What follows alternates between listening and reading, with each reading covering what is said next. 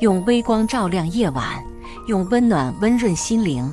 亲爱的朋友们，欢迎来到微光夜读。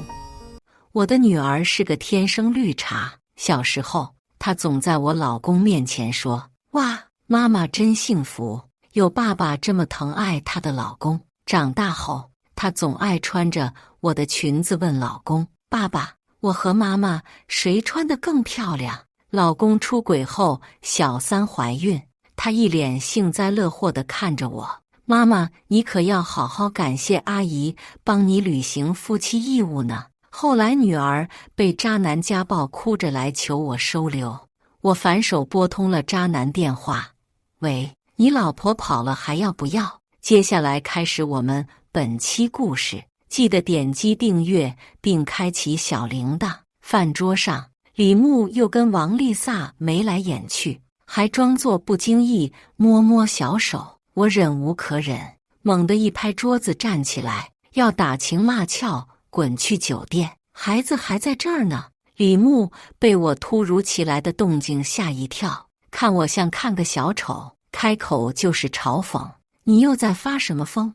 真是心脏的人看什么都是脏的。”在一旁吃饭的女儿竟然也帮忙搭腔。她走到李牧身边，一脸痛心看着我：“妈妈，你干什么要凶爸爸？爸爸不过跟王阿姨多说了几句话，你怎么这么小心眼？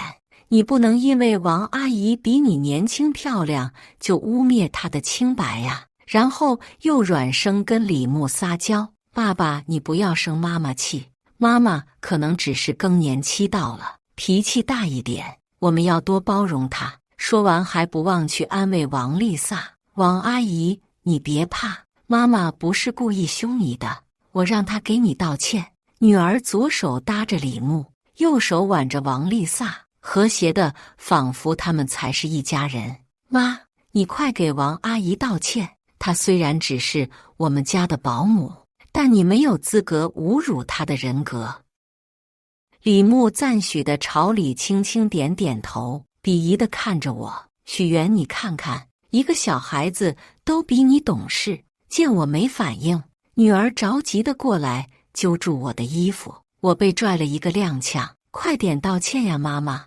你也不想让别人在背后戳你脊梁骨，骂你是蛇蝎心肠的毒妇吧？我这可都是为了你好。”朝夕相处了17年的女儿，却对我说着天底下最寒心的话，心脏像是被针扎过，密密麻麻的疼。很小的时候，她就会指着我剖腹产的伤疤哇哇大哭：“妈妈的肚子好恐怖，吓到青青了，青青不要跟妈妈睡。”然后我就一直睡在了客房。产后几年，由于盆底肌还没完全修复，偶尔会漏尿，她会不分场合的指着我打湿的裤子哈哈大笑：“妈妈真没用，这么大的人了还尿裤子。青青3岁就不尿床了。”然后在众人的指指点点中欣赏我的囧样。我一化妆，她就会指着我的脸说：“妈妈不要化妆了，像个涂了白面的大马猴，丑死了。”但凡李牧夸我一句，她就会撅着嘴到一边生闷气，然后李牧就会去哄着她说：“对对对，妈妈最丑了，我们青青才漂亮呢。”长大一点，她总要跟我买一样的衣服，拍下照片后把我的生图跟她的精修图放在一起，发在网上，并配文“买家秀”和“卖家秀”，然后津津有味地给每一个抨击我身材臃肿、人老珠黄的评论点赞。她总会亲昵地对李牧撒娇：“妈妈真是攒了8辈子的福气，能找到爸爸这么优秀的老公。”但凡我跟李牧之间有一点矛盾，她都会是第一个站出来指责我的人。我在这一声声妈妈中变得自卑怯懦，觉得自己毫无价值，几近抑郁崩溃。她一个清晰的巴掌印出现在李青青脸上，这还是我从小到大第一次动手打她。她捂着脸，一脸怨毒地看着我，砰！又是一声闷响，李牧一拳打在我脸上，我的脸迅速肿了起来。耳朵嗡鸣，耳心尖锐的疼痛让我差点站不稳。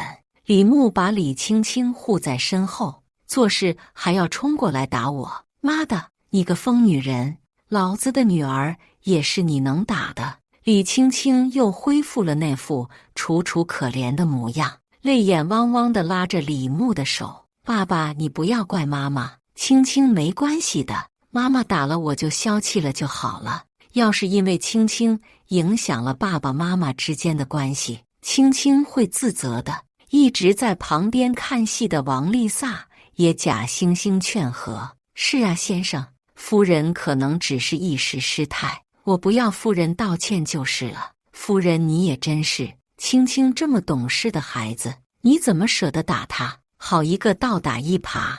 我看着眼前一唱一和的三人，一股无力感从心底蔓延开来。离婚，李牧，我要跟你离婚。接下来的日子里，我把屋子里的其他三人当成空气，生活重心完全放在了公司，日复一日的加班。以前因为李青青的一句“我只吃妈妈做的饭，穿妈妈洗的衣服”，即使在公司累得想倒头就睡，也会在回家后做好一家人的饭，洗好一家子的衣服，比王丽萨更像我家的保姆。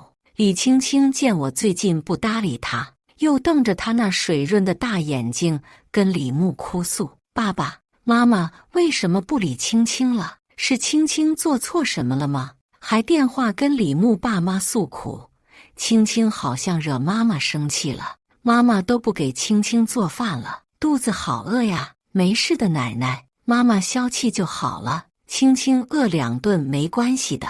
爷爷你不要骂妈妈，是青青有错在先，妈妈惩罚我也是应该的。电话里骂骂咧咧的声音不停，我装作没听见，转身进书房梳理公司的客户表。我爸妈开了个规模不小的装修公司，结婚后就全权交给我跟李牧负责。李牧天天跟所谓的朋友出去胡吃海喝，美其名曰挖掘客户。我忙着照顾李青青的生活起居，导致公司经营不善，效益惨淡。妈妈，奶奶让你接电话，手机还没拿到跟前。什么贱人，敢虐待我孙女，是不是出去勾引男人？看我儿子不打死你，诸如此类的话不停往外蹦。我直接按了挂断，把手机扔得远远的。在公司加班，手机收到一条微信提示，李青青发过来一张照片，照片里王丽萨坐在我的梳妆台前，李牧微笑着拿一个东西往她头上戴，是一个掐丝的蝴蝶发钗。我瞬间心跳加速，身体不受控制的颤抖，一股无名的怒火在心口乱窜。他怎么敢的？那可是我姥姥的遗物，是我最珍惜的东西。爸妈工作一直很忙，是姥姥一直带我到大学。10年前，姥姥生了场大病，弥留之际，把她珍藏了一辈子的钗子亲手给我戴上，那是从她祖上传下来的。姥姥宝贝的不行，她笑着摸我的头，真漂亮，2个都是我的宝贝。这是姥姥留给我唯一的念想了。姥姥走后很长一段时间，我都一直带着它，连睡觉都不愿意摘下来。眼下，李牧却公然把我珍藏的东西拿来哄他的小情人，我怒不可遏，急匆匆赶回家。家里一片昏暗，王丽萨跟李青青站在会客厅聊着什么，她头上赫然戴着姥姥的钗子。愤怒让我失去理智，我上去一把拽下钗子，扯起王丽萨的头发就往墙上撞。我的东西也是你配动的。王丽萨被我突然的动作吓到了，胡乱挣扎反抗，扯掉2颗我的衬衣扣子。李青青急忙拦我，被我暴躁推到一边，滚开！突然眼前一亮，灯被打开，从暗处涌出许多人。伴随着生日快乐歌的响起，李牧抱着蛋糕从人群中走出来。此时我站在会客厅中央，衣衫凌乱，手里还揪着王丽萨的头发。李青青倒坐在一边的地上。突然出现的人群让我的大脑有一瞬间的空白，手里的动作僵住，所有人都在注视着我。李牧第一个上前，把蛋糕迎面摔在我脸上，解救出了被我抓着的王丽萨，把她圈在怀里。蜡烛撩了我的头发，我闻到一股焦糊的味道，脸上被糊了一整个蛋糕，我全身狼狈，像动物园里的猴子一样任人打量。你个贱人，一回家就发什么疯？婆婆过来扶起李青青，对着我唾沫横飞。我老李家造了什么孽，娶了你这个丧门星，脸都被你丢光了。周围也窃窃私语起来，人群中有吹口哨的声音。李哥，嫂子性子挺烈呀。哎呦，之前小李妈妈跟我说她儿媳妇蛮横，我还不信，现在看来疯得还不轻嘞，可不是吗？要是我儿媳妇敢这样作威作福，我早把她扫地出门了，哪由得她这样在家里胡来。听说每天半夜3更才着家，不知道在外面干些什么勾当，就是可怜了孩子。这么懂事的女娃娃，跟着他妈倒霉嘞，全是老李家太善良了。李姐，不是我说，该立的规矩还是要立的，不然你这儿媳以后怕不是要反了天了。议论像潮水将我淹没，呼吸困难，肺里的空气仿佛都被榨干了。半晌，视线终于聚焦，我冷着脸看着周围的人。大厅里站着的有李牧的几个酒肉朋友，还有他爸妈以及周围几个要好的邻居，好得很，都是些八卦传播名嘴，像是被人提前安排专门来看我笑话的。我缓缓扭头瞪着李牧，你们是故意的，他们明明知道那是我最重要的东西，老子好心给你过生日，你倒好，让老子的兄弟来看笑话。李牧几步上前，看样子是想抡我一巴掌，又看我满脸蛋糕，怕脏了手，随即狠狠踹了我2脚。不就是个拆子吗？死人的东西，老子碰一下都嫌晦气。我躲闪不及，被踹得跪坐在地，盯着李牧颈间因为暴怒而鼓起的青筋，耳朵里再听不见其他声音，猛地上前拿拆子捅往李牧的脖子。这一刻，我只想要他死。拆子划伤了李牧的皮肤，沁出一行鲜血，没来得及补第2下，李牧的几个兄弟就冲了上来，把我按倒在地，扯着头发，揪着衣领，从李牧面前拖开数米远，像对待一只待宰的家畜。李牧还没来得及反应，李青青先一步跳出来，哭哭啼啼，指着鼻子骂我：妈妈，你疯了吗？我跟爸爸为了策划了这个生日派对，花了那么多心思，你怎么不分青红皂白就出手伤人呢？是，感谢你们花了那么多心思让我出丑，平时误会爸爸就算了，但是今天这么多客人，妈妈你怎么还这么无理取闹？这传出去，让爸爸在外面还怎么做人呀？说完还凑过来，拿我的手往他脸上比划，哭得一塌糊涂。都是青青的错，不该擅作主张给妈妈过生日。妈妈，你要打就打我吧，反正也不是第1次了，我不怕痛。但是请妈妈不要继续为难爸爸了。好，这可是你说的。一巴掌落下，李青青呆愣在原地，没想到我真当着这么多人面打她。几个邻居大妈冲上来，赶忙把李青青护在身后。李青青被围在中间，抽抽噎噎，一副隐忍坚强的模样。大家不要指责妈妈了，妈妈既然打我，肯定有她的道理，青青没关系的。李牧也被气得脸红脖子粗，大步朝我走过来。我眼疾手快，抄起旁边的陶瓷花瓶砸碎，拿着断裂的尖锐面对着他，眼神挑衅：有本事你就来呀！婆婆不管不顾，跌坐在地，大声干嚎：家门不幸啊！我老李家造了什么孽？好吃好喝的供出了这么一个蛇蝎心肠的女人，今天敢打自己的男人小孩，怕不是明天就要来打我老婆子了哟！更多的人围了上来，七嘴八舌的讨伐我。呸！真不是个东西，上不尊老下不爱幼的。这年头真是什么人都能当妈了，可不是吗？这种人就应该让警方抓起来，判他个无期徒刑，省得留在外面危害社会。聚会在众人对我的辱骂声中不欢而散。李家人赶忙带着李牧去医院包扎伤口。临出门，李牧指着我破口大骂：“臭婊子，你在家给老子等着！”我觉得他脑子有病，让我乖乖在家等着他回来继续揍我。我去浴室冲了个澡，换了身干净的衣服，剪掉我被火燎了的长发，收拾了几件衣服，准备这段时间先住在公司。清晨的办公室里，眼前电脑屏幕模糊昏暗，看不清人影，只能听见暧昧的声音。卧室的窗帘遮光性太好，看来得换个夜视的才行。一大早就这么迫不及待，也不知道李牧这个三分男是怎么让王丽萨喊得这么百转千回的。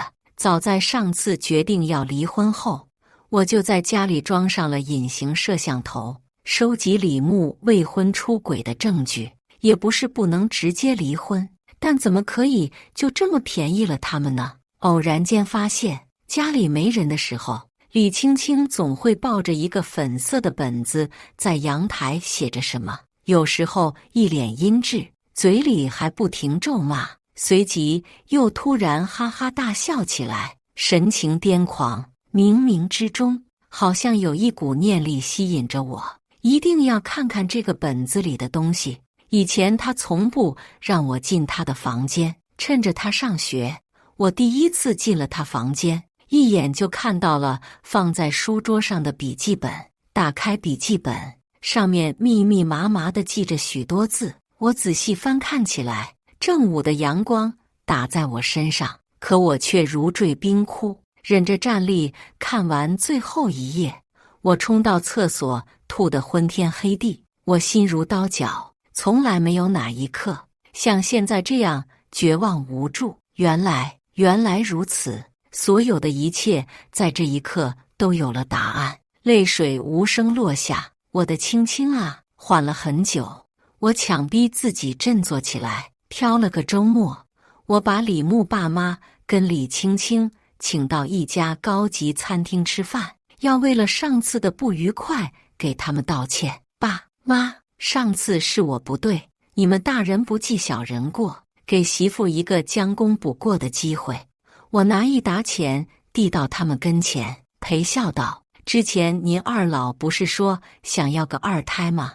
这10万原本是给青青准备出国留学的钱，不过青青最近成绩不理想，估计也用不上。爸您收着这钱，带妈去检查检查身体，给妈买点好的补补，不行的话，咱还能试管。钱这方面您不用担心。”李牧妈之前还有一个小儿子，6岁的时候得病夭折了，心里一直有个疙瘩，一直还想再要一个孩子。不过之前李牧不让，他们自己也没多余的钱，只好作罢。公公一把将钱抢过，手上沾着口水数起来。婆婆看着眼前厚厚的一沓钞票，咽了咽口水，嘴上不忘嘟囔道：“哼，贱人，不要以为这样我们就能原谅你了。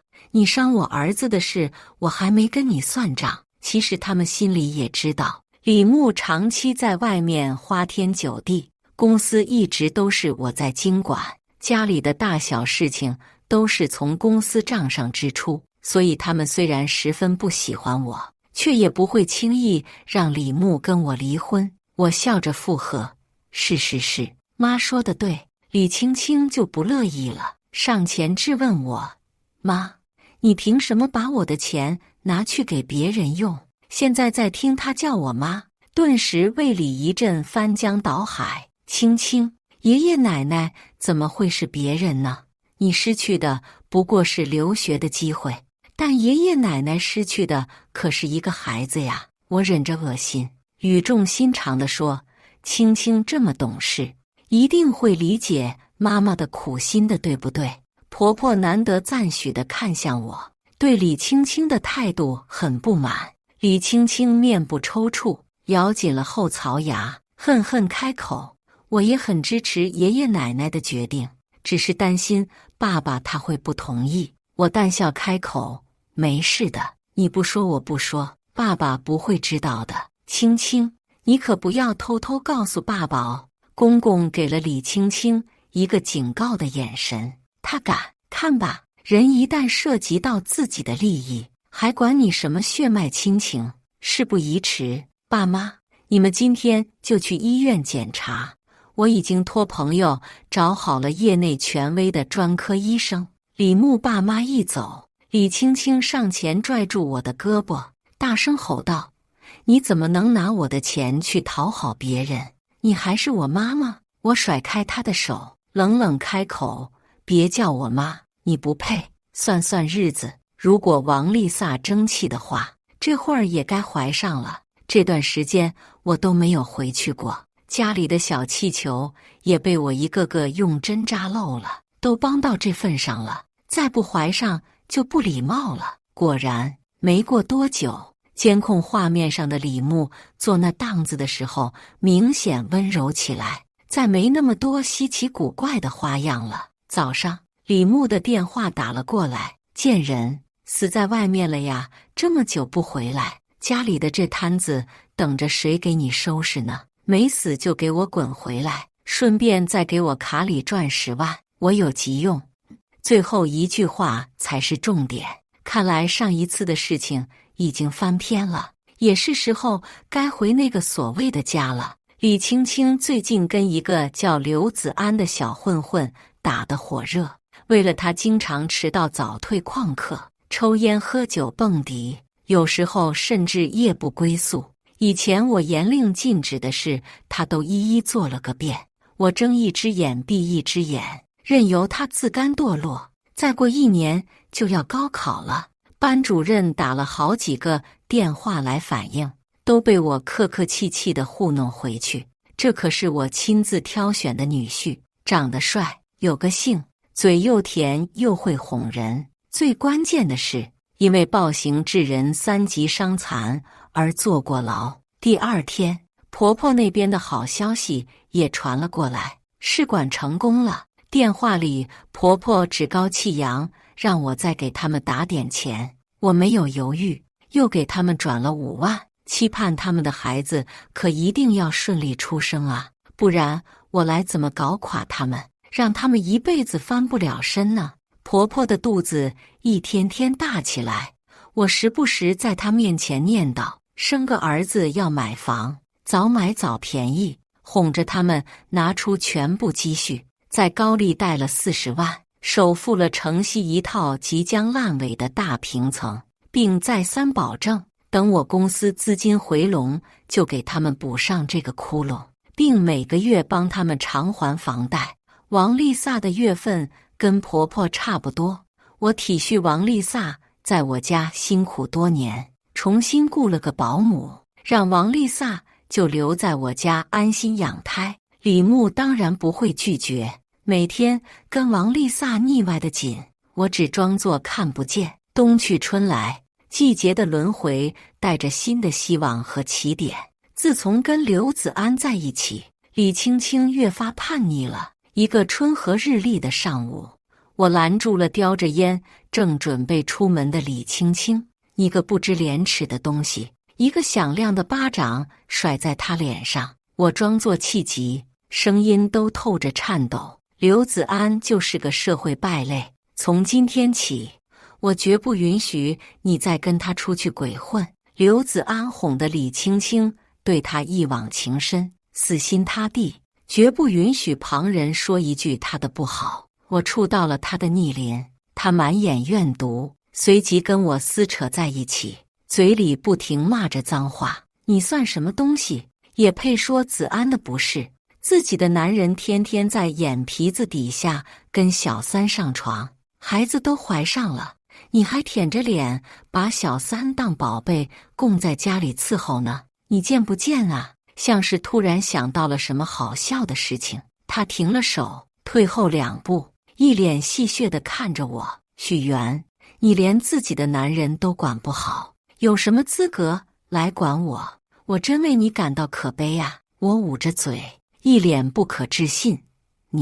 你说的是真的？李青青指着闻声赶来的李牧和王丽萨，微笑道：“爸爸，王阿姨肚子里怀的是青青的弟弟，对吧？”李牧表情阴晴不定，觉得我这人人可欺的弱鸡也翻不起什么水花，当即脸一横便承认了。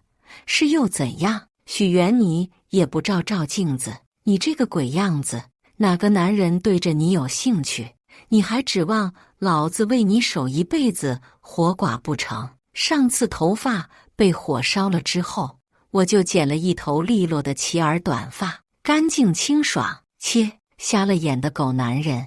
李青青也不忘在旁边补刀。是啊，妈妈，王阿姨帮你履行了照顾爸爸的义务，你还得好好感谢她呢。现在王阿姨还怀了爸爸的孩子，妈妈，你可一定要小心照顾着呀。青青可想要个弟弟一起玩了。我忍无可忍，抄起茶几上的剪刀就冲王丽萨去了。李牧伸手来挡，这次旁边没人阻拦，剪刀深深地扎进了他的手臂，股股鲜血涌出。剪刀本来就是冲着李牧去的，我还指望王丽萨为他离家传宗接代呢，可不舍得伤他。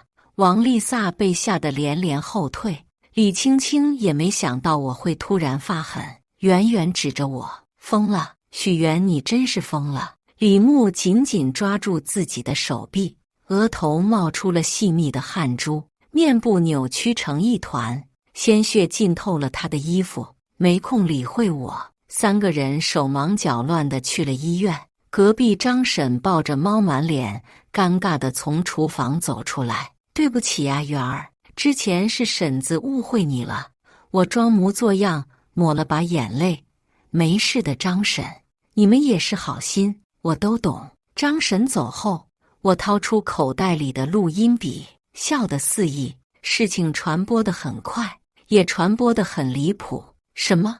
你说那个李牧跟小三都有2个孩子了？李青青其实是小三的孩子，难怪他老帮着外人欺负他妈呢，真是个没良心的。就算不是他亲妈，不也是实实在在照顾了他10几年吗？老李2口子怀孕要生了，可之前老李跟我下棋的时候，明明说过他不行了呀！呸，真晦气！老了还不知廉耻，上梁不正下梁歪，一家子都不是什么好人，简直是天怒人怨。狗路过了都得啐2口，婆婆打电话来兜头盖脸一通骂：“许源，你又犯什么病？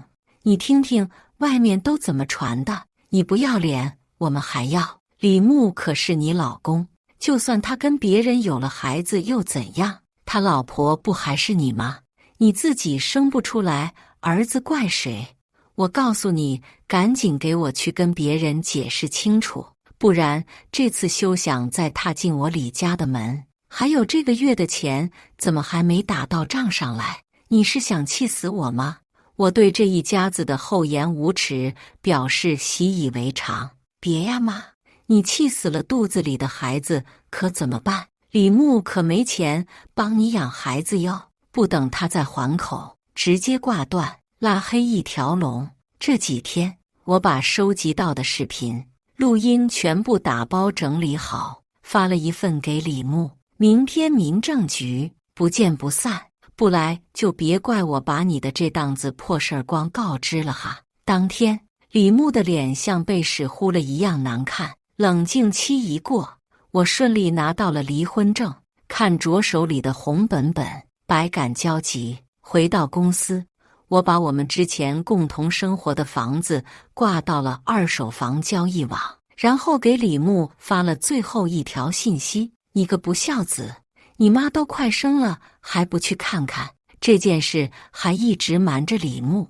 连过年都是谎称跟老姐妹度假去了，没让李牧上门。我已经能想象到李牧暴怒跳脚的场景了，简直大快人心。自此，生活终于走入正轨。以前从没发现海城的天原来这么蓝，呼吸都是自由的味道。李青青自我和李牧离婚后，就跟刘子安跑了，错过了高考，期间再没回来过。李牧爸妈每天被高利贷围追堵截，走投无路，只好把现在住的一套2居室低价卖了，然后找亲戚东拼西凑还了款。一大家子挤在一个没有窗户的地下室勉强度日。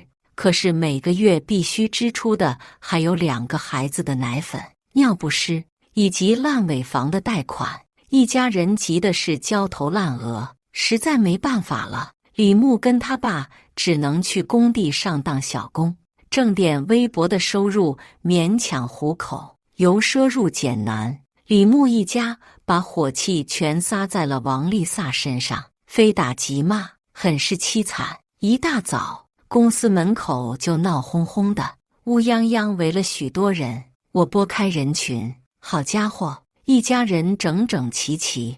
李牧跟王丽萨人手一个孩子抱着，堵在公司大门口的台阶上，不让人进。李牧爸在一旁站着抽烟，李牧妈妈则坐在地上撒泼打滚。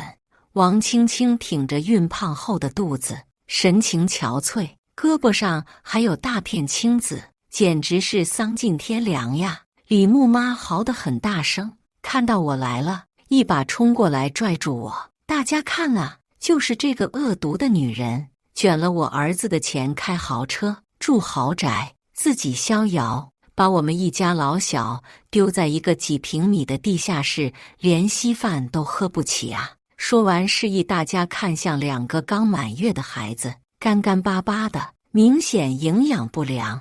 李青青也适时开口：妈妈，你是不是在外面跟其他的叔叔好了？不然为什么不要我们了？爸爸说了，只要妈妈你愿意回来，我们不会计较你以前那些事的。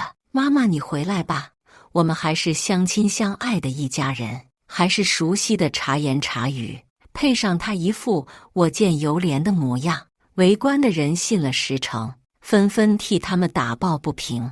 路过买菜的大妈拿筐里的鸡蛋砸过来，这我能忍，赶忙躲到李青青后面，让她被砸了个满脸，更狼狈了。人群里居然还有人开起了直播，出轨女抛夫弃子，卷钱跑路，一家老小吃糠咽菜，流落街头。究竟是道德的沦丧，还是人性的扭曲？感谢宝宝的棒棒糖，热心市民小王持续为您报道。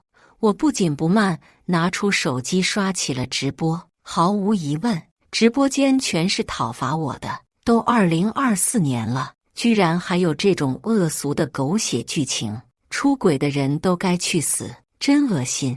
自己打扮得光鲜亮丽，看2孩子瘦的那样，估计连奶都喝不饱吧。网友的乳腺也是乳腺，这种人不拖出去枪毙，还留着过年吗？楼上说的对，支持加10086，舆论就是这样，谁弱谁有理。放下手机，找看热闹的卖菜大爷借了个喇叭，嘿嘿，感谢大家对我的关注哦。说着，我凑近直播小哥的屏幕，反手给直播视频加了个美颜。看着直播间里我核桃大的眼睛，鞋拔子一样长的下巴，满意的点点头。直播间的人被我的骚操作震惊了，激情开喷。这女的精神状态还好吗？这是想当网红走黑红路线，别做梦了，美颜都拯救不了你38码的大脸。直播间人越来越多，居然突破了1万，我也不忙着解释，把手机录音调出来，对着喇叭播放，然后又在直播间发了几张李牧跟王丽萨忘我的截图。录音出来的时候，李牧脸一下就黑了，妈的，不是删了吗？离婚当天，李牧亲手把我手机里的录音删了个遍，但我又没说过我不备份是吧？李牧过来抢喇叭，我麻溜窜到人群后方，不让他接近。录音播完，网上的风向一下子就偏了，全部变成了我的友军。我靠，怎么会有这么恶心的一家人？我去年吃的年夜饭都要吐出来了。我老公家里要是这样，我早就送他们去见上帝了。李青青看到弹幕变成清一水的骂他们，急了，不是这样的，你们都被他骗了，录音都是剪辑的。说罢还抬起自己的手放到镜头前，你们看，这都是他打的。他不仅打我，不让我参加高考，还把我卖给了一个又老又丑的男人。看着他微微隆起的肚子和手臂上纵横交错的伤疤，你别说，我都差点信了。好，那你告诉我，你爸爸旁边那个女的是谁？我收起笑意，不紧不慢走到他身边，带着满满的压迫感。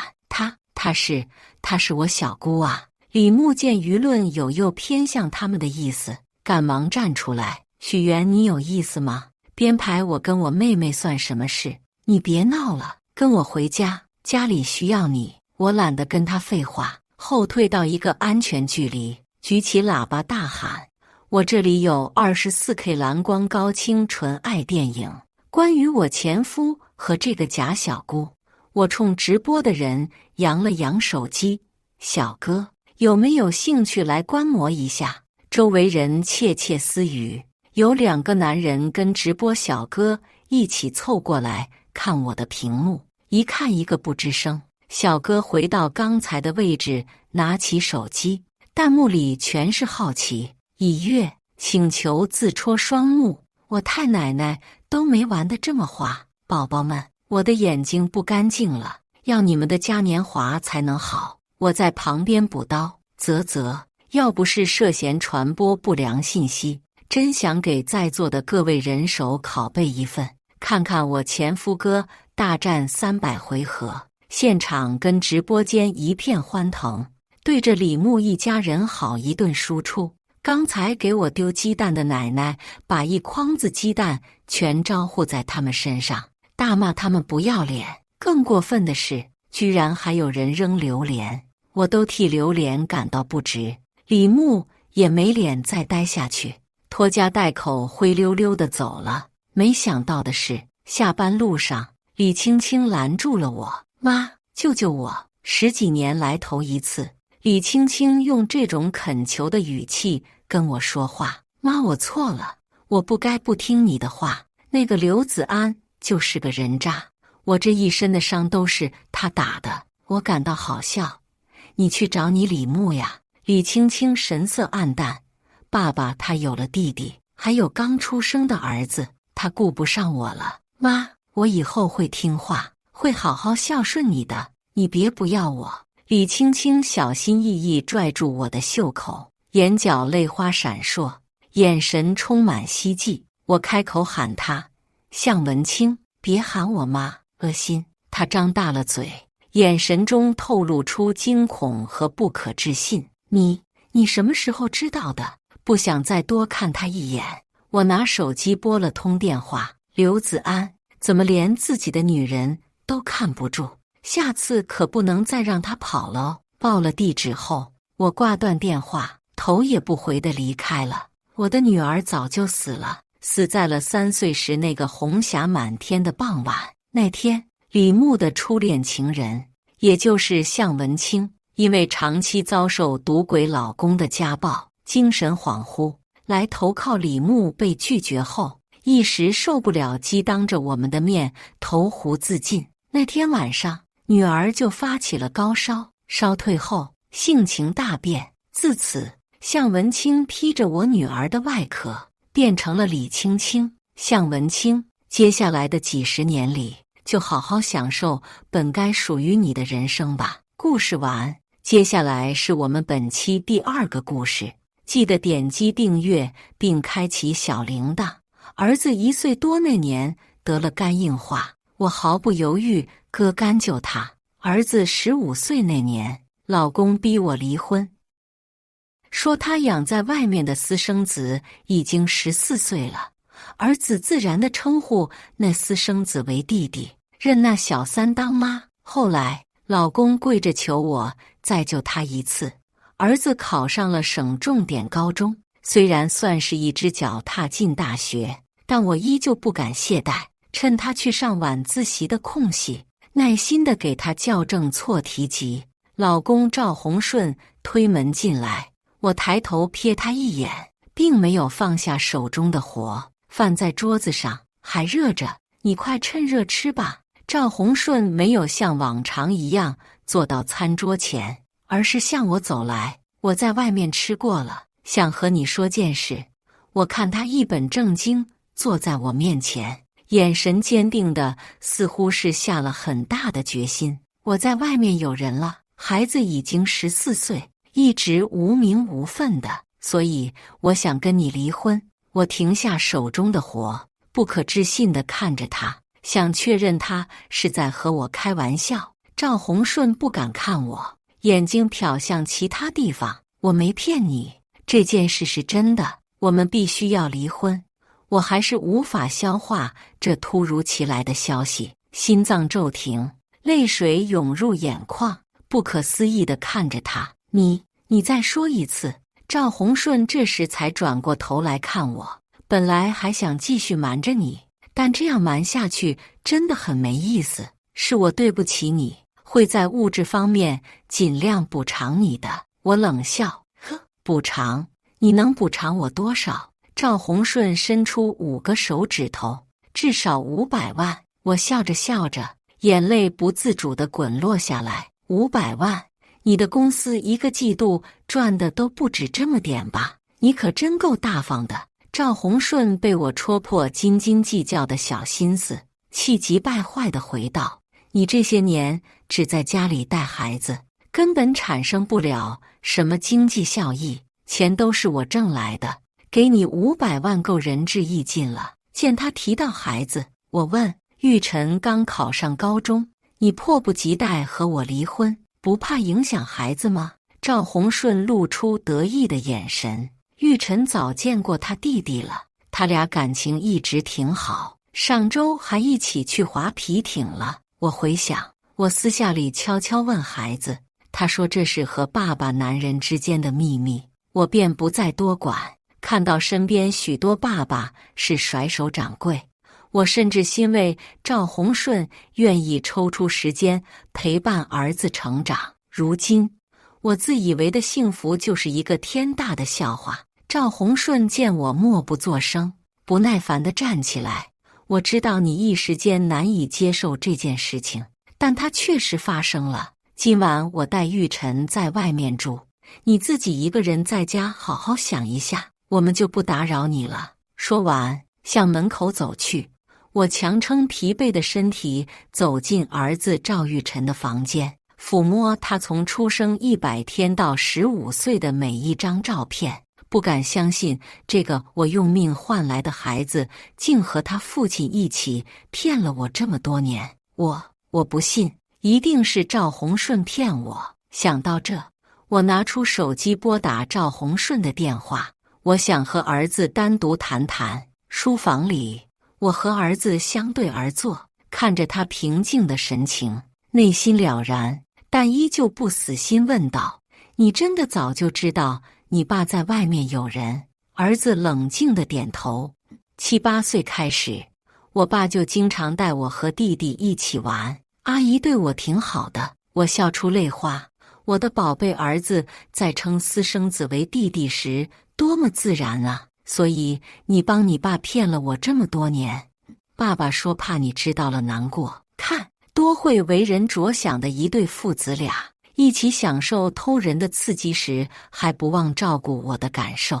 我强忍住心脏的疼痛，故作镇定地点头：好，很好。那如果我和你爸离婚，你也是选择跟你爸？儿子不置可否地说：那是当然，我爸经济条件好，我身体万一再出什么状况，他也能救我。所以我10几年来对你无微不至的照顾养育，都抵不过你爸的钱吗？儿子疑惑。你没工作，待在家，要我爸养，照顾我，难道不是应该的？再说，以后阿姨也会照顾我的。我依旧不死心。我在你1岁多的时候给你割了1半肝，也比不过那个所谓的阿姨吗？儿子烦躁起来，怒气冲冲对我吼道：那是你愿意给的，又不是我逼你的。我最讨厌你们用道德绑架我。说完，他委屈地哭出来。从小到大，只要是知道你给我割肝的人，对我说的最多的话就是要感恩，要好好报答你。我那时候才1岁多，什么都不懂，凭什么一直要背负这么重的道德枷锁？从小你逼我吃我不爱吃的东西，非说那玩意儿有营养，我吐出来，别人说我不知好歹。我爸说让我上国际学校，以后出国留学不用那么辛苦，你非不让，天天给我补课。我一见你拿着书朝我走过来，我就烦。大人们都说你是为我好，再说市面上1半肝不超过100万，我会让我爸把这笔钱算给你的。说完摔门而出。我没来得及告诉他，当初是因为小小的他在我怀里拽住我的手指头，用软糯的声音说妈妈救救我，我才决定为他捐肝的。而那些他不爱吃的东西，让他像个正常人一样不受影响活了10多年。至于不让他去国际学校，是因为现在留学的含金量越来越低，我只希望他以后有个过硬的学历，以后找工作能顺畅些。不过告诉他又怎样？他只相信愿意相信的。就如他爸说过，他得肝病是因为我的遗传，对此他倒是深信不疑。看来我所做的一切都只是我一个人的一厢情愿罢了。家庭美满的梦碎了之后，我该面对现实，为自己打算了。接二连三的变故和打击，让我本来调理得很好的身体又开始隐隐作祟。我的身体经不住继续和赵洪顺耗下去，况且出轨多年的丈夫和忘恩负义的儿子不值得我再继续留恋。于是我给了自己3天时间来悲伤。3天期限一过，我就约了赵洪顺见面。他刚坐下，我把离婚协议递了过去。他边看边皱眉：不行，5000万不行，我没有那么多流动资金。市中心那套大平层也不能给你，那套房子有学位，你要了也没用。我不紧不慢地抿了一口茶，公司的经营状况我是了解的，5000万你一时半会儿凑够可能有些困难，但不至于拿不出来。你的目标一直是公司上市，你今天不让我满意，不怕我等到你提交申请的第2天向法院提起诉讼，重新分割股份，冻结你的股权。你那见不得光的儿子14岁，上初中了吧？你这么在意房子的学区，莫非是那位的肚子又等不及了？怎么，一个私生子不够，你想耗我陪你，让他的第2个孩子继续当个被人唾弃的野种？赵洪顺诧异，他以为我当家庭主妇这么多年，棱角早已磨平，眼界早已封闭，没想到我竟然能如此自信，又咄咄逼人地和他谈条件。他气急败坏地攻击我，以前以为你温良贤惠，没想到是个趁机要价的毒妇。我淡定地说，温良贤惠就被你吃的骨头都不剩，我可不会再上当。他恶狠狠地道，如果我不答应你的条件呢？我因为你已经和父母断绝关系，儿子也不要我，反正现在是个少了半肝的废物，没啥牵挂的。谁让我不如愿，我就光脚的，不怕穿鞋的。你在意的东西应该挺多的吧？他试图打感情牌，我这么努力都是为了儿子，你不为我考虑，也要想想儿子。你拿走这么多，万一他将来有个3长2短怎么办？我嗤笑，就那个白眼狼，我都后悔当年割肝救了他。离婚证拿到手，补偿款到账的下一秒，我迫不及待给闺蜜林暖打电话：暖暖，你不是一直想开美容院吗？姐有钱了，姐给你投资，开个高端大气上档次的。果然是我的亲闺蜜。问清楚事情大概后，林暖嚷嚷要给我摆宴庆祝我的重生。挂了闺蜜的电话，我决定去医院做个全面身体检查。以前一直耐心细致地给自己和赵玉晨调理身体，身体恢复得不错，对日常生活没有太大影响。但离婚这段时间以来，我心情经历太多波折起伏，身体开始出现一些不适。刚摆脱白眼狼儿子和无情无义的出轨老公，成为一个独自美丽的有钱单身女人，我可不想这么早嗝屁。虽然现在重生文很流行，但我真不想再重生回到那个1分钱掰成2半用的穷苦时期。我必须长命百岁的活着。虽然因为这段时间离婚的折腾，我双眼浮肿，眼袋巨大，脸颊暗黄，但检查结果还不算太坏。医生叮嘱我，不良情绪和肝脏疾病关系密切，遇事尽量心平气和，保持良好乐观的心态，不要容易生气和情绪低落。这段时间好好调理，适当做些不费劲的运动。或许是医生的叮嘱起了作用。当我从医院出来，看见赵洪顺扶着一个肚子微凸的女人走在前面，赵玉晨和一个比他矮半个脑袋的男孩跟在2人身后，像一家4口一样。从必胜客出来时，我竟波澜不惊。可赵玉晨转头过来，我看见他蜡黄的小脸，整个人病恹恹的，状态比我还差时，我还是隐隐有些心疼。肝脏不好的人饮食上既油腻，以前我细致地为他准备调理食谱，每顿饭做到高钙、低糖、低脂。医生说要少食多餐。我割肝后把工作辞了，每天按时按点去学校给他送餐。医生说不能让他太累，我为了让他避免题海战术的同时保持成绩，重新拿起课本为他进行科学合理的补课计划，让他轻松考入省重点。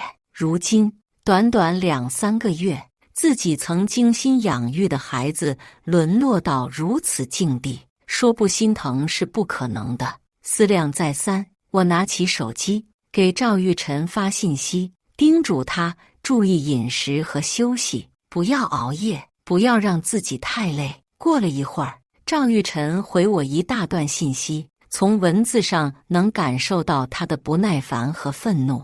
你以前就不许我吃这不许我吃那的，现在都和我爸离婚了，还来管我，烦不烦啊？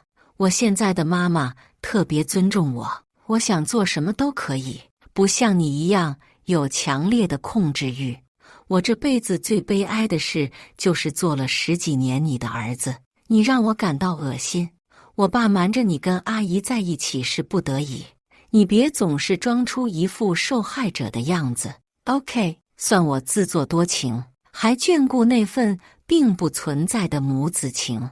我深呼吸，决定留在本市调整一段时间就回老家。我报了一个瑜伽班，1个星期去3次。过了一段单身生活，我终于理解为什么现在的年轻人都不愿意结婚生孩子，因为真的太爽了。那种每一笔钱都投资到自己身上，每天都发现自己进步一点点的感觉，棒极了。一天，我练完瑜伽，准备去商场逛逛，遇到一个不算熟的人，李义强。他是赵洪顺公司曾经的供应商，为了拿下业务，曲线救国，让他老婆来跟我套近乎，帮我接送过几次孩子。李义强见到我就热情的一口一个嫂子。我冷漠地告诉他，我已经和赵洪顺离婚了，不必再叫我嫂子。没想到他两眼放光，竟说要请我吃饭。我自认为跟他不熟，便婉拒了。但做业务的人意志力很强大，其实就是脸皮厚，亦步亦趋地跟我走了大半个商场，一副不达目的誓不罢休的样子。我只好答应。饭桌上，李义强说他老婆3年前生孩子难产走了，孩子虽然保住了，但一直病恹恹的，即使有他妈的帮衬，照顾孩子也是费了他很多精力。我兴趣缺缺的哦了一声，没打算接话，埋头自顾自地吃。一阵沉默后，李义强没话找话说：“冉秋姐，你照顾玉晨这么多年，应该对待孩子很有经验吧？”我立刻警觉起来，抬头一看，李义强眼里果然闪着算计的金光，没好气地说：“我讨厌小孩，恨不得当初刚生下赵玉晨时就掐死他。”我说的是实话。李义强尴尬地笑：“冉秋姐真会开玩笑，孩子是妈妈的心头肉，怎么舍得掐死？而且我家小星星特别乖巧，您如果见到他，肯定会喜欢。”“不是，我为什么要见你的孩子？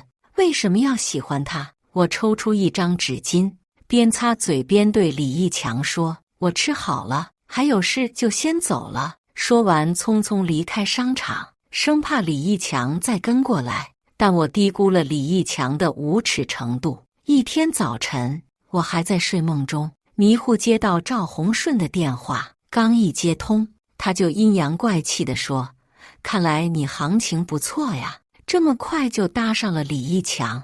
虽然需要当后妈，但他年轻，挺有潜力的。”没等我清醒过来，赵洪顺就挂了电话。这都什么跟什么？我赶紧打电话问李义强怎么回事，没想到他大言不惭地说：“冉秋姐，洪顺哥已经把你们的事跟我说了，没事的，我不嫌弃你，你年龄大点就大点，我已经有孩子了，你可以不用再生孩子，只要保证嫁给我后对小星星视如己出，照顾他的日常生活和辅导学习就行。”这是自作主张，就把我当成他家终生保姆了。我使出毕生所学，把李义强骂了一顿，迅速挂断电话，删除拉黑一条龙。骂完后，我拍胸脯告诫自己不许生气。为了躲避李义强，我停了瑜伽课，只是偶尔跟林暖去他的美容院做护理。我以为这样就完了，没想到又过了半个月，我接到一个陌生电话，是李义强换了另外的号码。嘈杂的背景音里，他理所当然地指使说：“小星星生病了，我妈一个人顾不过来，我这里走不开，你闲着也是闲着，帮忙去医院照顾一下。”我骂了一句国妈，挂断电话，立即向税务和消防部门举报了他的公司。当我把这件事告诉林暖时，他挽起袖子联系一个姐妹，让对方帮忙找个身体带病的特殊服务人员。这些狗男人把女人当什么了？物尽其用的工具吗？见不得离婚女人过得潇洒，非要把你拉进婚姻那个粪坑里当伺候人的老妈子。我不信这种德性的人能管住下半身。咱以其人之道还治其人之身，一时之间，我竟不知道我和暖暖谁更损。我委托暖暖帮我把那套大平层卖了，买了一张回老家的机票，挥泪向他告别。在飞机上，我回想第一次带赵洪顺回家，我爸就不喜欢他，我以为是我爸嫌弃他穷，便喋喋不休地解释赵洪顺在大学有多努力。我爸沉默地摇头，过了好一会儿才缓缓说，他从赵洪顺眼睛里看到阴鸷、谄媚和贪婪，他以后或许会混得好，但不是良人。傻缺的我反驳道，那不是阴鸷，而是坚定；也不是谄媚，而是谦卑；贪婪更不可能。我就欣赏他那不被困难所打倒的坚韧和在困境里的乐观。一直到最后，我爸都不松口，同意我和他在一起。我偷偷拿户口簿出来和他登记结婚，为此我爸大发雷霆，说以后有我受的。我不以为然。后来儿子赵玉晨出生，我带儿子回娘家，我妈满心欢喜，把外孙抱到我爸面前。我爸淡淡的瞥了一眼，说和他爸一样，并不打算接手抱过外孙。再后来赵玉晨检查出肝硬化，我爸虽然让我妈私下里给了我不少帮助，但表面上依旧淡淡的说这是我该受的。听独自回来的我说已经离婚了，儿子不跟我。我爸终于把眼睛从报纸移向我，勇于结束错误挺好的，虽然这个错误蹉跎了你10多年，但总的来说还不算太晚。谁让你以前执迷不悟呢？在家啃老的日子就是爽，我不用操心谁今天的衣服搭配什么领带，也不用思索谁下一餐吃什么。每天醒来，餐桌上就摆满丰盛的饭菜。好几次我想帮爸妈做点什么，他们拦住我说，你照顾一个病孩子这么多年，自己的身体也受到损坏，这段时间就好好休养吧。我哽咽地说不出话。从父母的角度来看，我也是一个白眼狼，不听他们的劝导，选择一个不值当的男人，把自己的生活过得一地鸡毛，让他们操碎了心。我只能尽量陪伴他们，天天不是挎上水桶陪我爸到小河边甩凉杆，就是跟我妈去郊外公园挖野菜。直到既是同乡也是大学同学的顾玲给我发信息，听说你离婚了。当初赵玉晨生病时，我和赵洪顺还很穷，我们到处求爷爷告奶奶凑钱。顾玲那时候欠我们3万块的货款，怎么催都不还，直到现在那笔钱还欠着1万3。我多次讨要，他竟然大言不惭地说我们生意已经做得这么大，还在意那么一点钱吗？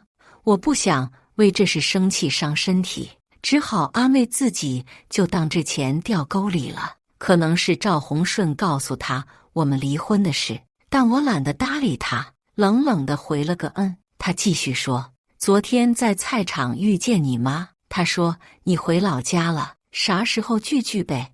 我彻底没有和他聊下去的心思，把手机扔一边。过一会儿他又自顾自发来信息，还在为那1万多块钱生气啊。听赵洪顺说，你们离婚时他可分了你不少钱，怎么一个富婆这么小气？我想了想，拿起手机删除他所有联系方式。没想到第2天我还没起床，他就杀到我家了。我妈不知道我们之间的局与事，只记得上学那会儿，我俩曾经一起回过学校，就打开门让他进屋了。顾玲一脸跟我关系很好的样子，挽住我的胳膊说，哎呀，冉秋，你回家这么久，怎么不找我们这群老同学玩？我们可想死你了。我不动声色抽出被他箍住的胳膊，问他怎么来了。他似乎没有看出我的不耐，继续眉飞色舞地说，几个老同学想一起坐庄给我接风。我说另外一半肝还没长全呢，不能喝酒，也不能吃太油腻的东西。顾玲似乎没有被我的冷漠打倒，继续说，这我知道，给你准备的都是清淡又有营养的，走吧，给老同学个面子。我妈以为我是被人吵醒，有起床气，推我去换衣服洗漱。你回来这么多天都是猫在家里，和同学出去散散心，对身体也好。顾玲带我来到一个清静优雅的山庄，好几个老同学已经在等着了。大家聊天说笑时，顾玲一改以前的尖酸刻薄，言语中尽是对我的讨好，这不正常。吃饭时，他点的菜也很有水平，都是又贵又清淡又有营养的。而且结账时，他第一个冲到收银台，举起早已准备好的付款码，这更不正常。当我疑惑时，顾灵的手机显示有来电，他很快将手机屏幕倾斜，防止我看见，并迅速走到很远才接起电话。但我犀利的眼神已经瞟到，那是我亲爱的前夫哥的来电。道别时，顾灵说第二天还来找我玩，我顺势同意了。回到家，我迅速下单某东的当日达窃听器。第二天，顾灵果然约我，我假意推脱2次就答应下来。这次，顾灵把我带到他家，一进门，客厅里已经摆了一桌麻将，有4个人在打。见我俩进来，其中2人借口说有事，站起来往外走。这下麻将桌上加上顾灵，依旧3缺1。他们说一时间找不到其他搭子，让我一起玩。我推说自己不会。顾灵把我按到桌前，以前上学那会儿，你就说你爸不让你玩，现在你都40多了，你爸还能管你不成？我只好伸手抓牌。桌前的3人相视一笑，似乎在传递暗语，鱼儿上钩了。3个人配合着变花样给我放水，一天下来我就赢了10多万。趁上厕所的间隙，我把窃听器偷偷藏在顾灵家隐蔽的地方。晚上11点多，其中1人见我又是杠上花，赌气把牌一推，不玩了不玩了，今天运气不好，咱们明天换个地方继续。我像一个毒瘾上头的赌徒，红着眼喊他，什么明天？咱们今晚玩通宵。顾灵拉住我，咱们今晚好好休息，明天玩更大的。送我出门时，顾灵碰我肩膀，怎么样？我就说打麻将爽吧，你第1天就赢那么多钱。我沉浸在赢钱的喜悦中，狂点头，早知道我以前就跟你们一起玩了。顾灵拍拍我，这点小钱算什么？明天我带你玩更大的。回到家，我打开监听软件，听见顾灵在给赵洪顺打电话汇报情况。你是没见到他今天赌红眼的样子，临走一直约我明天继续。我的能力你放心，保证明天给你安排的妥妥的，不用放那么长的线。最近条子查得严，咱们尽快把事办妥，免得夜长梦多。谈好的事你别忘了。关掉软件，我假意给顾灵发信息说，我爸知道我去打麻将的事，明天不让我出门。顾灵急了，马上给我打电话说，明天早上6点，趁我爸没起床就来接我。第2天，我在睡梦中被电话吵醒，迷糊中睁开眼，外面的天还是黑乎乎一片，敬业的顾灵已经在楼下向我无声地招手。这一次，他把我带到一个很隐蔽的地方，在我们的车辆7拐8弯拐进一个小巷。我以为马上要到时，车子又驶出巷子，向郊外荒山驶去。山坳处有一个放哨的，需要司机对暗号才放行。车子又走了很久，把我带到一个山洞前，洞口不大，需要匍匐进去。等进入洞中，才发现里面别有洞天，摆了3张麻将桌，唰啦唰啦的搓麻声回响在山洞中。其中1张桌子前没有人，似乎是在等我入瓮。这里这么隐蔽，不知道 GPS 信号正不正常。今天的赌注下得很大，刚坐到麻将桌前没打2把，我昨晚赢的10多万就输去一半。我耍赖说今天手气不好，不玩了。对面的女人鄙夷地看我一眼，顾灵，你从哪里找来的人？牌品这么差，只赢得起输不起。我刚想站起来与他对峙，顾灵忙安慰我，并跟对方解释，我朋友昨天刚完，还不懂规矩，再说他身体不算太好，大家让让他。我的胜负欲被激起，我身体没毛病，谁输不起？来来来，咱们继续。听到我这句话，所有人都不易察觉地扬起嘴角。我输得越来越多，不一会儿就欠其他3人100多万，牌打得越来越乱，我急得额头直冒汗，说憋得尿急，要去解手。顾灵带我去临时厕所，寸步不离地跟着我。如果信号传不出去，凭我渣一样的记忆力，不知道明天能不能找到这个地方。听到外面传来警笛的声音，焦灼的我松了一口气。刚才还得意洋洋的其他人听见警察的声音，先一愣，迅速变了脸色，逃窜起来。顾灵想拉起呆坐在椅子上的我，你傻坐着干嘛？快走，条子来了！我纹丝不动，逃不了的，警察把整座山都包围了，你们一个都逃不掉。顾灵瞪大眼睛，满脸诧异，随即好似明白过来，质问我，你带来的条子？我不说话，他一脸灰败的跌坐在地上。警察很快调查清楚，这伙人专门围猎拆2代等手上突然有笔巨款的人，先引诱他们赌博，把身家输光，再让他们欠下巨额高利贷。听公安局的说，只要证据确凿，顾灵这伙人会判得很重。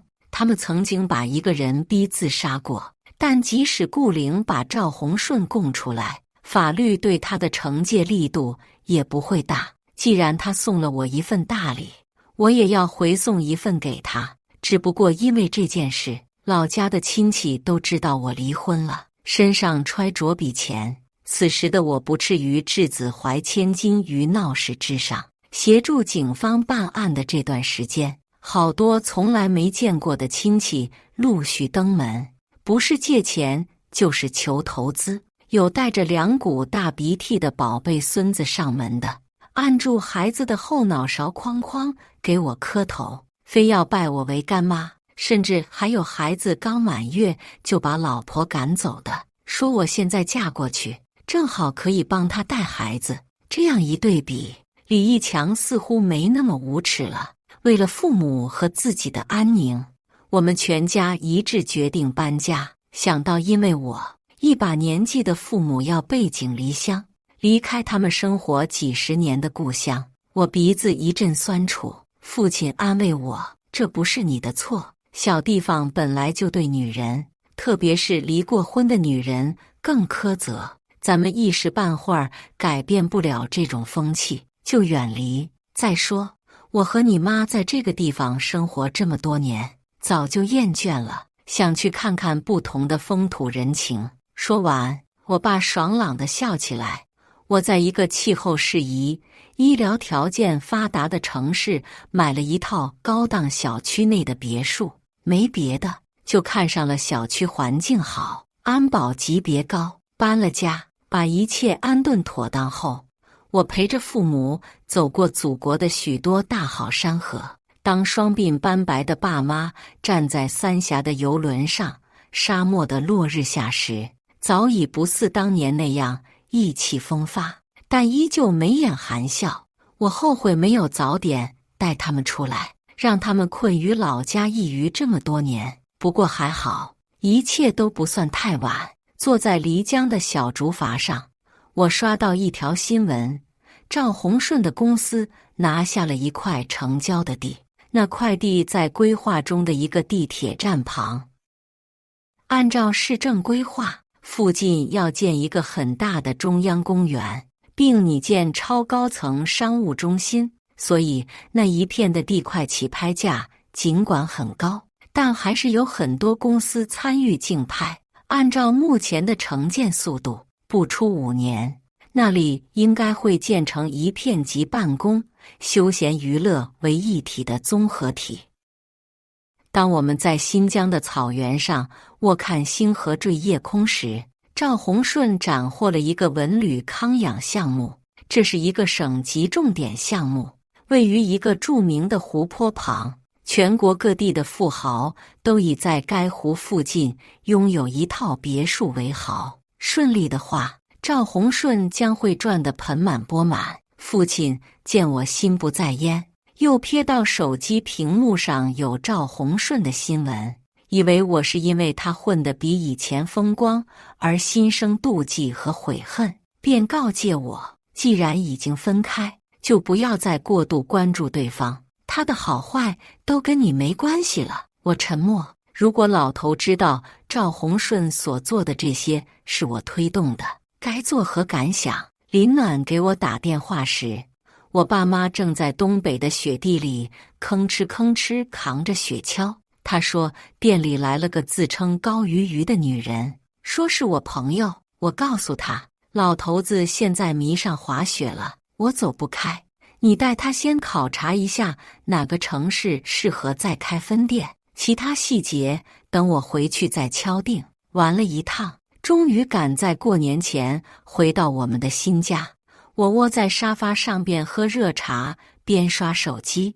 赵宏顺公司的视频号我还没取消关注，提示我有新视频，是公司年会的回放。赵宏顺意气风发，站在台上向下面的年轻人进行跌位说教。选择很重要，特别是选择女人。我前几年因为选择了错误的女人，所以在对公司前景进行决策时，错失很多良机。如今我及时止损，公司立马做大做强。今后希望我们大家可以共同努力，一起敲响那斯达克的钟。我按熄屏幕，转身进厨房给母亲帮忙。时间过得真快，转眼又过了2年。我的生活一直平静又充实。赵宏顺的公司一直没有上市，林暖和高鱼鱼的美容院倒是做大做强了。我这个混吃等死的人也跟着沾光，拿到不少分红。一天，林暖给我打电话，说赵宏顺找到他打听我在哪里，想见我一面。从我在新闻上看见那个湖泊附近的所有项目因为贴现开发、过度开发，严重影响湖泊生态系统完整被叫停时，我就知道这一天来的不会太晚。后来网上又陆续爆出地方财政赤字严重，所有地铁路线报批没通过，中央公园始终是个大荒地，附近的楼盘接二连三烂尾时，我就做好见他们的准备，没别的，就是想看看中年落魄的赵宏顺和家道中落的赵玉晨父子俩什么样，顺便嘲笑一下他们。在暖暖帮忙订的餐厅里，赵宏顺局促不安地把手夹在双腿间，身上那件西服好久没有打理的样子，沾满各种灰尘绒毛，一脸衰败憔悴的样子。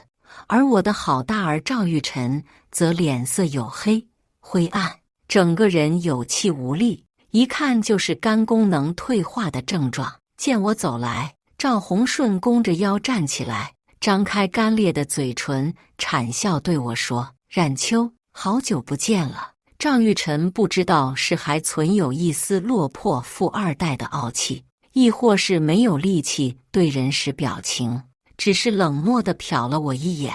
我客气地问他们找我有什么事。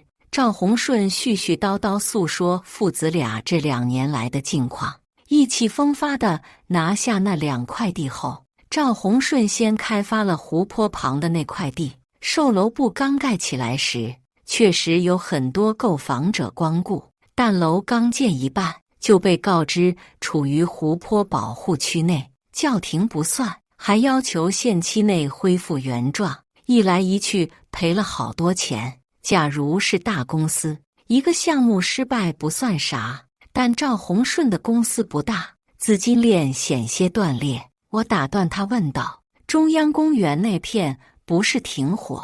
那个项目赚到的钱应该能覆盖亏损吗？”赵宏顺摆摆手，苦涩说道：“别提了，中央公园就是画的大饼，地铁审批不下来，路没有修规整。现在那块工地积水后就是钓鱼佬的乐园。我运气太差，2个项目都恰巧踩在雷点上。其实哪有那么多巧合，一切都是人为的算计罢了。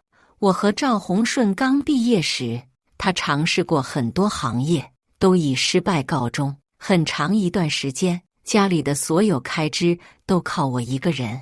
我劝赵洪顺先找个班上，不要一直想创业，但他不甘心，总认为自己能闯出点什么名堂来，只是现在运气不佳而已。我哥刚给赵玉晨回归家庭后，看房地产行业如火如荼，就力劝他加入。我们一穷二白，没什么本金，就在下游市场接点大佬们从指缝间漏下的汤水，竟也能小赚。后来赵洪顺越做越大，他不甘心只为大房企服务，总想独立开发出一个楼盘，把公司名称立在楼顶上，再去内斯达克敲钟。那时候的城市开发建设太红火，地价拍得一块比一块高。赵洪顺虽然心里痒痒，但奈何实力不够，也拉不来太多投资，只能嘴上提提。后来他遇到几个所谓的贵人，给他投资和拉来银行贷款，他激动地把市政规划拿回家给我看，说自己终于能独立开发项目了。我认为每一件事物的发展都必须经历一个兴衰更迭的过程。房地产行业如火中天那么多年，目前已接近尾声，各个城市空着的房子越来越多，但愿意生孩子的年轻人越来越少，烂尾楼也相继出现。最重要的是，一些在有关部门上班的同学朋友开始抱怨财政亏空太大，他们已经降薪了。于是我给兴致勃勃的赵洪顺泼了一盆冷水，把各种利害关系掰开揉碎讲给他听，劝他赶紧找机会改行。他大概是听进去了吧，很久都没有再提拿地的事了。高鱼鱼是我在带赵玉晨做康复时认识的，彼时她刚因为丈夫出轨离婚，孩子又检查出生病，一个人抱孩子坐在医院椅子上，孩子拉肚子又哭闹，她手忙脚乱，我给她搭了把手，就这么认识了。知道她失业，我把她介绍进赵洪顺的公司，顺带帮她看孩子，反正看一个病孩子是看，看两个也是看。后来她母亲到这个城市来帮忙，孩子才离开我家。惭愧地说，赵洪顺坦白外面有人时，我曾有一瞬间怀疑过是高鱼鱼。他儿子正好比赵玉晨小1岁。顾灵那件事后，我让高鱼鱼把市政规划摆在赵洪顺的办公桌上，再给他传递一些虚虚实实的信息。果然，赵洪顺坐不住了，心思又活络起来。赵洪顺拿到地之后，高鱼鱼就辞职了，去管理我投资的另一个美容院。收回思绪，我装傻道：哦，那挺悲催的。如果你们找我来是听这个的，那我现在听完了，可以走了吧？我觉得我是个好人，虽然心里暗爽了100遍，但没有当着他们的面笑出声来。赵洪顺慌忙起身拦住我：冉秋，别，我们还有点事想求你。我挑眉：咦，你还有求我的时候？当初离婚时可是把我像条丧家犬一样赶出来的。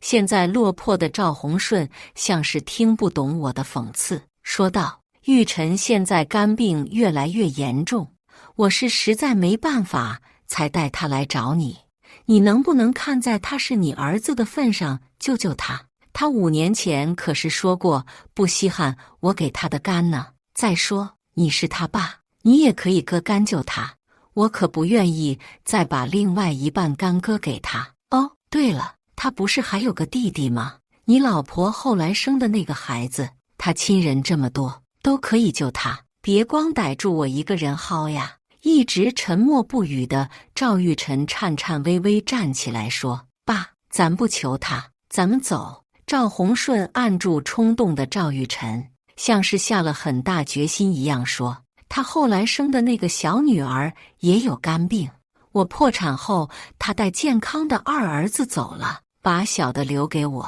所以除了玉晨，我还有个小女儿要治疗。说完，他双眼捂脸，不敢看我。我转头对赵玉晨说：“看到了吧，是你爸那边的基因让你生这个病的，不能怪我。”又问赵洪顺：“你不会一直都没有告诉你的孩子们，你妈是因为肝病去世的吧？”赵玉晨瞪大眼睛，不可思议地看向他亲爱的老父亲。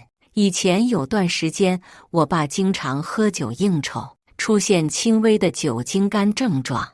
我妈打电话给我说这事时，被赵洪顺听见了，他就对赵玉晨说：“因为我家基因不好，才让他生病的。”被我听见后，反驳过他几次，但他私底下还是经常这样说。或许从那时候起，赵玉晨才会把我对他的所有好当成理所当然吧，觉得我没有给他一副健康的身体，如何为他付出都是应该的。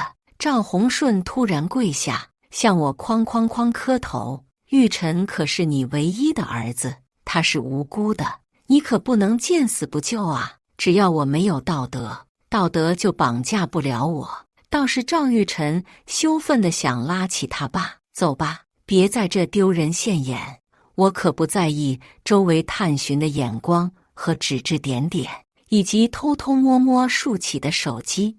暴毙居高临下对赵洪顺说：“我可没有这种白眼狼儿子。”赵玉晨扭头不看我，不知心里想什么。赵洪顺不死心，他那时候年纪小，不懂事，都是我教的，你要怪就怪我。再说了，他是你唯一的血脉，如果你出什么意外，他可是第一继承人啊！呵，竟然威胁起我来。放心，早在和你领离婚证那天，我就立了遗嘱，我死了他分不到1分钱。再说我冷冻卵细胞了，过2年准备挑个优秀的基因做试管婴儿。而且你看我现在的状态，把你俩熬死我都不一定死。说完，我不顾低头跪地的赵洪顺和蠕动双唇似乎想说什么的赵玉晨，以及周围的一众吃瓜群众，提起包，踩着高跟鞋，噔噔噔离开餐厅。第2天，林暖给我打电话：“快打开短视频软件，你火了。”果然，昨天我暴毙对人的视频在网上铺天盖地流传。因为大家都是从赵洪顺向我下跪时开始拍摄，所以视频里呈现出来的样子就是一个为了救儿子不惜放下男人尊严下跪的伟大父亲，和一个抛弃儿子面目狰狞的恶毒母亲，以及旁边不知所措的可怜儿子。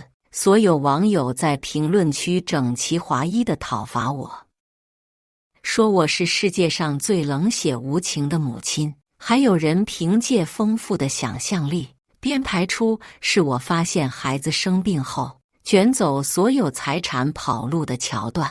偶有几个理性的评论：“让子弹飞一会儿。”我认为这对父子应该做过很过分的事情，才让这位母亲失望，不然他为什么说儿子是白眼狼？马上有人反驳：“楼上的不管儿子做错什么，他现在是病人，母亲就有义务救他，这是为人母的天职。”林暖问：“我认识媒体的朋友，要不要发个新闻澄清一下？他们说的是事实，我确实不愿意救他，澄清了没用。”林暖急吼道：“把他和他爹做过的烟渣事抖落出来呀！凭什么他们做错事，让你背骂名？”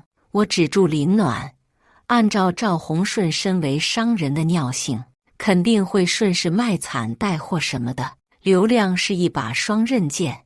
我不信他能把以前做过的事擦干净，比起我把真相主动呈现到面前，网友们更相信自己挖掘出来的。你且等着吧。果然，赵洪顺认证为跪地求妻救子事件当事人后，就开始直播赵玉晨的病情。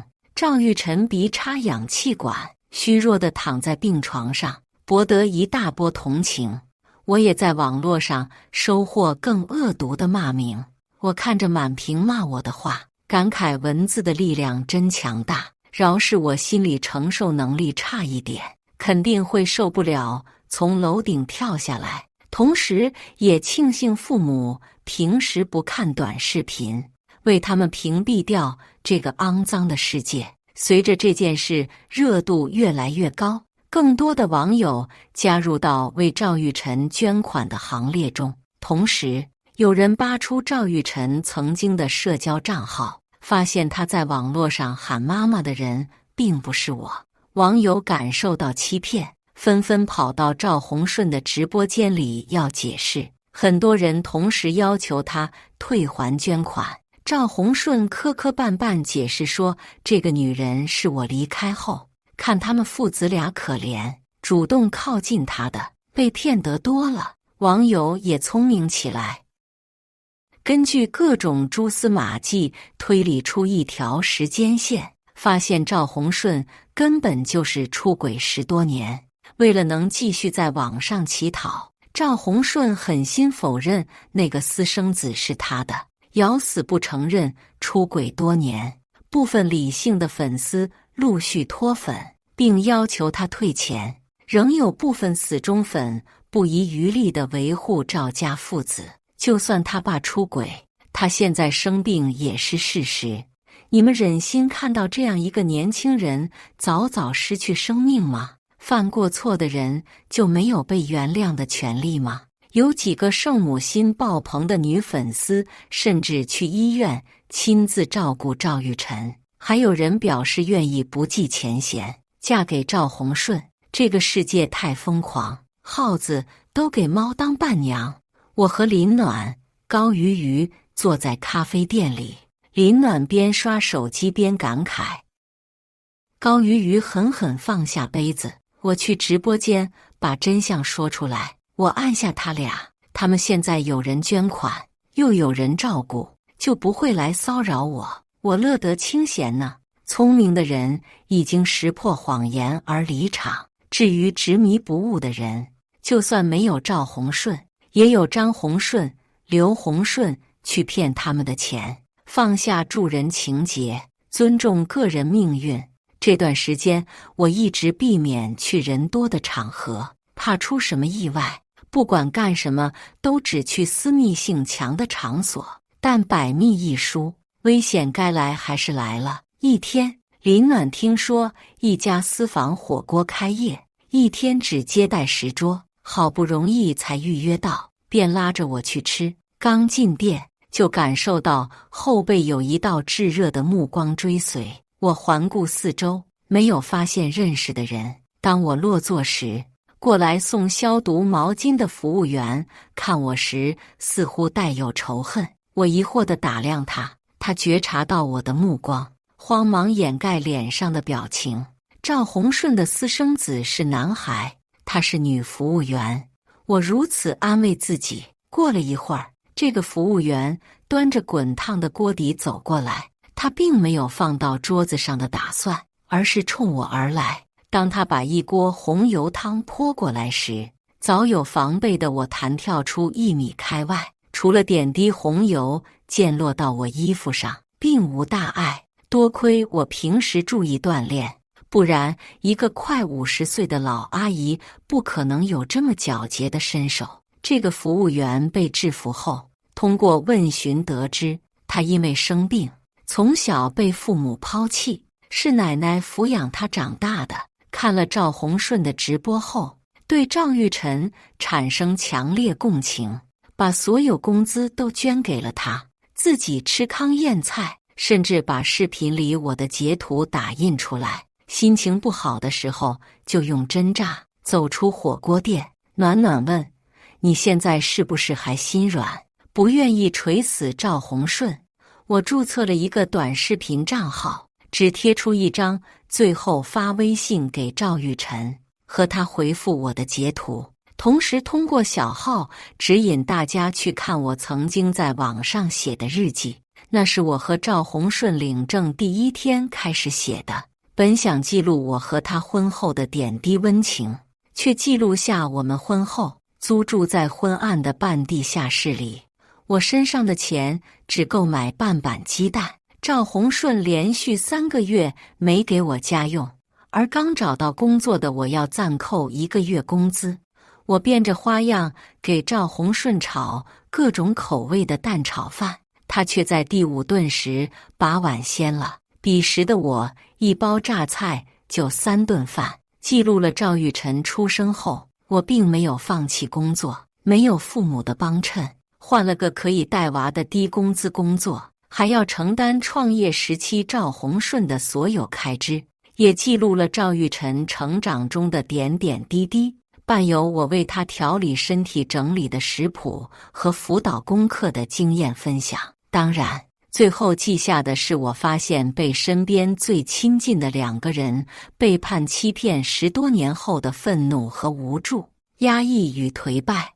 把这些负面情绪逐渐自我消化后，我本想把这个账号注销，但最终还是决定留下，时刻提醒我不能再犯蠢。如今，为了对付赵洪顺，我不得不把这块伤疤掀开给所有人看。很多人通宵看完我的日记后，发来嚎啕大哭的表情。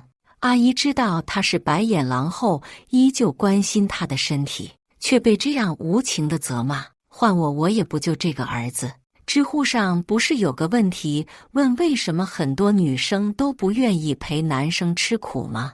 这就是最好的答案。妹子，我比你大2岁，早年前夫出轨，我俩离婚，我什么都不要，只要儿子。结果把他拉扯大，被他爸1套房子就收买了，还怪我当初让他和我一起过苦日子。后来赵洪顺的账号被封，对他带有深厚滤镜的女人们也清醒过来，带领前来讨要捐款的网友打砸了他的住处。最后谁也不知道他去哪里，扔下赵玉晨和他的小女儿在医院自生自灭。再后来，有个陌生号码给我发来一条信息：对不起，妈妈，我错了。我删除这条信息，也拉黑了这个号码。